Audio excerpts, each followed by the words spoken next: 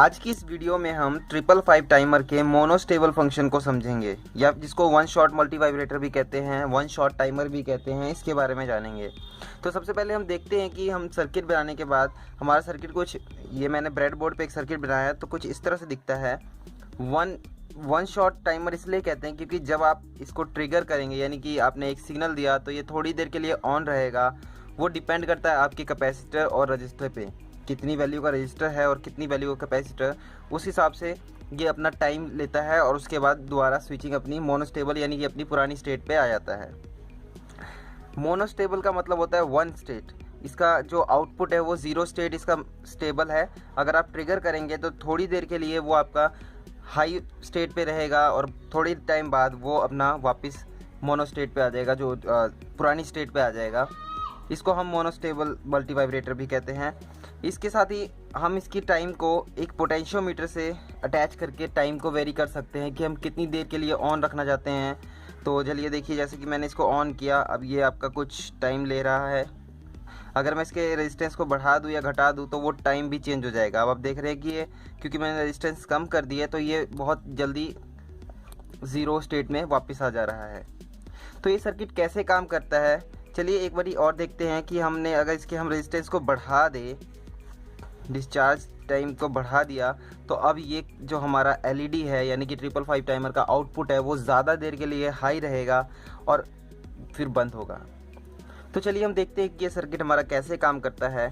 तो ये उसका सर्किट डायग्राम है हमारा मोनोस्टेबल मल्टी वाइब्रेटर का। तो ये 555 टाइमर का हमारा इंटरनल सर्किट डायग्राम है और ये एक्सटर्नल। तो सबसे पहले हम पिन कॉन्फ़िगरेशन में देख लेते हैं। ये हमारा पिन नंबर 4 है, पिन नंबर 8 VCC, ये हमारा रीसेट पिन है। रीसेट पिन हमारा VCC, मान लीजिए हमने 6 वोल्ट दिया है, हमेशा 6 वोल्ट इसलिए देता हूँ ताकि कैलकुलेशन में इजी हो। तो ये हमारा रीसेट पिन जिसको हम हाई करते हैं ताकि हमारा जो फ्लिप फ्लॉप है इंटरनल वो रीसेट ना हो। इससे पहले वाली, इसको और भी अच्छे से समझने के लिए आप मेरा इससे पहले वाला वीडियो देख सकते हैं जिसमें मैंने 555 टाइमर का एस्टेबल मोड फंक्शन को समझाया है। अगर नहीं तो भी आप समझ सकते हैं, इस वीडियो में मैं फिर भी पूरा एक्सप्लेन करूँगा। पिन नंबर 7 जो डिस्चार्ज पिन है, pin number 6 threshold, pin number 2 trigger, pin number 1 ground and pin number 5 इस कंट्रोल वोल्टेज, और पिन नंबर 3 से हमें आउटपुट मिलती है। तो चलिए हम देखते हैं कि हमारा सर्किट कैसे काम करता है। मान लीजिए आपने सिस्टम को ऑन किया, इस टाइम पे हमारा फंक्शन क्या एक्सटर्नल होता है और क्या इंटरनल होता है ये समझते हैं। सिस्टम को ऑन करते ही हम देखेंगे, सिस्टम पे 6 वोल्ट अप्लाई करते ही हम देखेंगे कि हमारा जो सीरीज़ में 3 रजिस्टर कनेक्टेड है, इनके अक्रॉस हमारा 2-2 वोल्ट का वोल्टेज ड्रॉप होगा। क्योंकि हमने 6 वोल्ट अप्लाई किया है, 3 रजिस्टर 5 किलो ओम्स के इक्वली हैं, तो तीनों के अक्रॉस इक्वल वोल्टेज डिवाइड होगा, ड्रॉप होगा। तो इसका मतलब यहाँ पे हमें 4 वोल्ट्स मिलेगी, यहाँ पे हमें 2 वोल्ट्स मिलेगी। ये 1/3 ऑफ द VCC है और ये 2/3 ऑफ द VCC। तो चलिए अब देखते हैं कि जैसे ही हमने सिस्टम को ऑन किया तो आप देखेंगे कि हमारा ये जो कैपेसिटर लगाया हुआ है हमने थ्रेशोल्ड पिन पे, वो धीरे धीरे चार्ज होना शुरू होगा। चार्ज होने का मतलब है इसकी वोल्टेज धीरे धीरे बढ़नी शुरू होएगी। इंस्टेंटली इसलिए नहीं बढ़ेगी क्योंकि बीच में 2 रजिस्टर्स लगे हुए हैं। अब वो इस रजिस्टर के थ्रू इलेक्ट्रॉन्स फ्लो होंगे और इस कैपेसिटर को चार्ज करना शुरू करेंगे।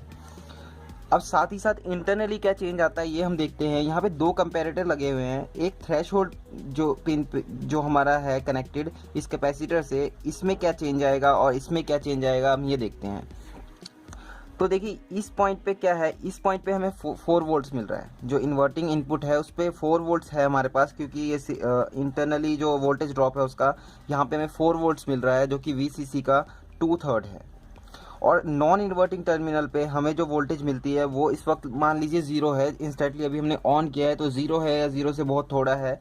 इस केस में हमारा जो इन्वर्टिंग टर्म इनपुट है वो हाई है, तो हमें आउटपुट में 0 मिलेगा।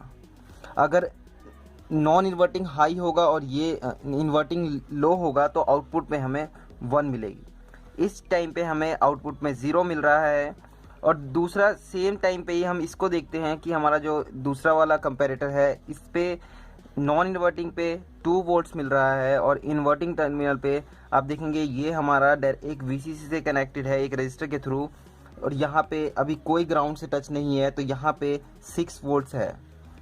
तो 6 वोल्ट्स है, यहाँ पे नॉन इन्वर्टिंग हाई है, इन्वर्टिंग वाला हाई वोल्टेज है, नॉन इन्वर्टिंग लो वोल्टेज है, तो आउटपुट पे हमें यहाँ पे 0 मिलेगी।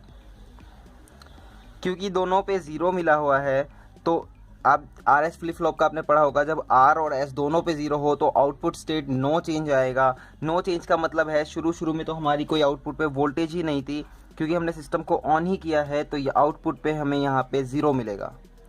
और इस वक्त जैसे यहाँ पे 0 मिला हुआ है तो Q बार पे हमारा इसका इन्वर्ट मिलेगा, यानी कि 1। यहाँ 1 होने का मतलब है हमारा जो ये हमारा जो एक इन्वर्टर लगा हुआ है, इसको इन्वर्ट करके आउटपुट करे हमें मिलेगी, जिसमें कि हमारा आउटपुट पे 1 आएगा, 0 आ जाएगा। जिस टाइम पे यहाँ 0 आया, आप ये देखेंगे कि यहाँ पे हमारा एक ट्रांजिस्टर कनेक्टेड है, यहाँ पे 1, यहाँ पे जैसे ही यहाँ पे 1 आया, हमारा ये जो ट्रांजिस्टर है ये शॉर्ट हो गया। और अब आप ये देखेंगे कि ये यहाँ से इस कैपेसिटर को डिस्चार्ज करना शुरू कर देगा। इसका मतलब जो ये चार्जिंग थी वो ऑलरेडी डिस्चार्ज मोड में है, वो अब चार्जिंग नहीं ले रहा है, वो सीधे ग्राउंड से कनेक्टेड है यहाँ पे, और इस कैपेसिटर की वोल्टेज नहीं बढ़ेगी। तो इस केस में क्या होगा, अब हमारा जो आउटपुट है इस वक्त 0 आ रहा है। मान लीजिए हमने एक सर्किट में हमने यहाँ पे एक LED कनेक्ट कर लिया है, हमेशा हम आउटपुट पे LED कनेक्ट करते हैं, तो ये अभी ऑन नहीं होगा, ये 0 मोड है, 0 है इसका।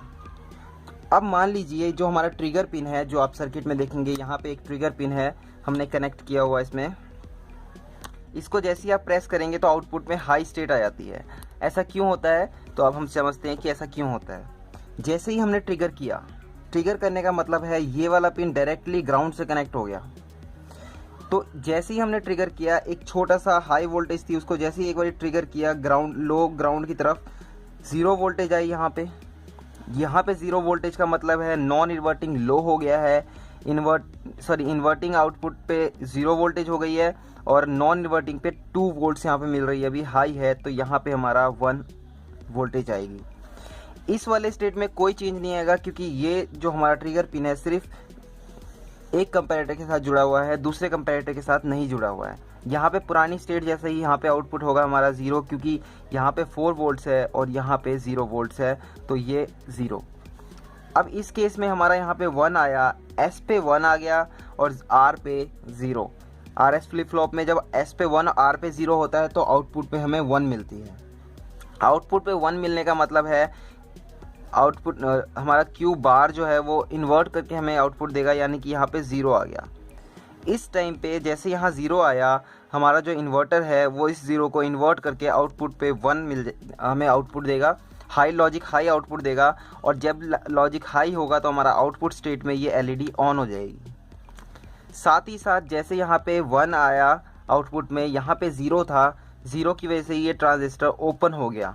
अब इसका ये कनेक्शन ग्राउंड से हट गया है, तो ये हमारा आप देखेंगे कि यहाँ पे कनेक्टेड था, तो अब जो कैपेसिटर हमारा डिस्चार्ज हो रहा था यहाँ से, जो कि पहले चार्ज नहीं भी था, अब फिर भी डिस्चार्ज के साथ कनेक्टेड था डिस्चार्ज पिन से, वो इंटरनली ओपन हो गया है। अब वो डिस्चार्ज होने के लिए उसके पास पाथ नहीं बचा है, तो अब वो VCC से चार्ज होना शुरू हो जाएगा, इस पाथ के थ्रू ये चार्ज होना शुरू हो जाएगा। और चार्ज होते होते कुछ टाइम लेगा। वो चार्ज होते होते जब इस कंपैरेटर को चार्ज होते होते आप देखेंगे ये चार्ज होता जाएगा, और इस पॉइंट पे वोल्टेज 0 से धीरे धीरे इंक्रीज होनी शुरू हो जाएगी। तो जिस टाइम पे अब, क्योंकि अब हमारा जैसे हमने एक बार ट्रिगर किया, हमारा यहाँ पे वापस VCC आ गया है। एक टाइम के लिए हमारा यहाँ पे हाई आया था, उसके बाद वापस 0 लो हो गया। यहाँ पे सेम प्रोसेस, जैसे हमने ट्रिगर किया यहाँ पे हाई आया, एक पल्स आया सिर्फ, उसके बाद वापस 0 हो गया। अब आप देखेंगे कि RS फ्लिप फ्लॉप पे जब दोनों पे 0 हो तो पुरानी स्टेट पे ही हमारा जो आउटपुट रहता है वो चेंज नहीं होता, तो यहाँ 0 ही रहेगा, यहाँ आउटपुट पे 1 ही रहेगा, और ये ट्रांजिस्टर ओपन रहेगा। और अब हमारा कैपेसिटर चार्ज होना शुरू हो जाएगा। अब ये चार्जिंग धीरे धीरे बढ़ती जा रही है, तो धीरे धीरे ये बढ़ता जाएगा।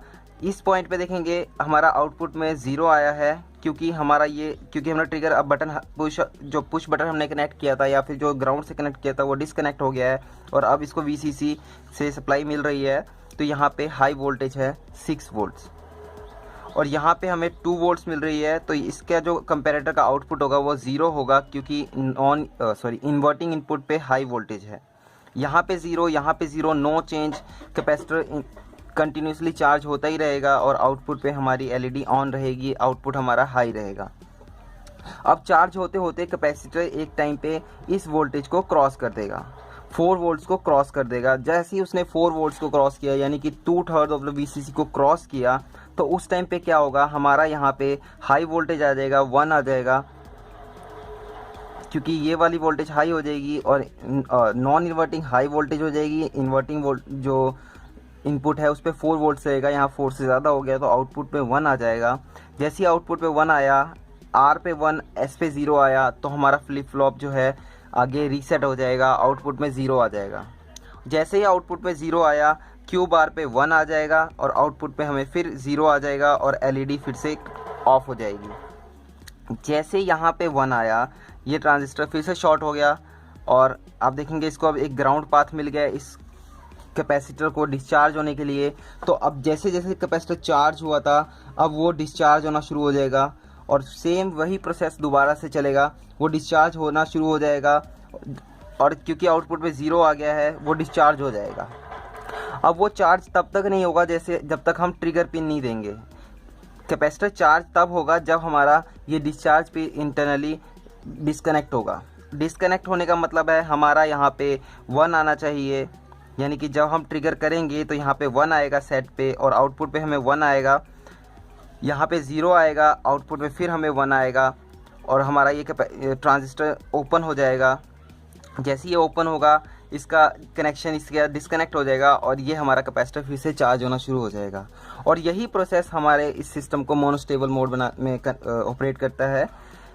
तो इसमें एक चीज़ है, हम ये जो रजिस्टर यूज़ करते हैं, इसकी जगह मैंने इस किट में एक पोटेंशियोमीटर यूज़ किया है, जिसकी मदद से आप इसके टाइम को कंट्रोल कर सकते हैं कि मोनो स्टेट में या अदर स्टेट में हमारा सर्किट कितनी देर तक रहेगा।